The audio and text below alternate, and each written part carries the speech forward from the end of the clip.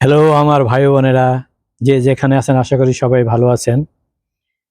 এই যে আমাদের প্রধান উপদেষ্টা ডক্টর মোহাম্মদ ইউনূস জাতিসংঘে গিয়েও কিন্তু মিথ্যাচার করে যাচ্ছেন একের পর এক। এমন এক মিথ্যাচার করছেন যা পৃথিবীতে হাস্যরসের সৃষ্টি করেছেন। তিনি তার বক্তব্যে বলেছেন, বাংলাদেশে পৃথিবীতে যত লোক আছে তার 3 ভাগ নাকি বাংলাদেশে বসবাস করে। আপনারা হিসেব করে দেখেছেন, পৃথিবীতে যত লোক আছে তার 3 ভাগ বাংলাদেশে বসবাস করে। তার হিসাব অনুযায়ী তাহলে বাংলাদেশের জনসংখ্যা হলো 240 কোটি। তার এই বক্তব্য কিন্তু ডক্টর ইউনূসের অফিসিয়াল পেজে এখনো আছে, আপনারা গিয়ে শুনতে পারেন। আমি তার এই বক্তব্যটা বারবার শুনলাম।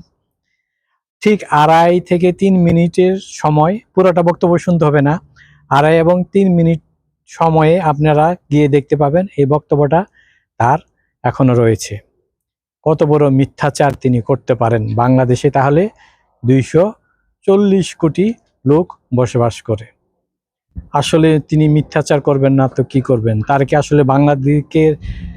কি আসলে বাংলাদেশের দিকে কোনো মনোযোগ রয়েছে? তিনি তো সেখানে গেছেন তার পুরাতন বান্ধবীদের সাথে দেখা করতে, তাই না? আর তিনি তো সবসময় আজীবন সুদের ব্যবসা করে আসছেন।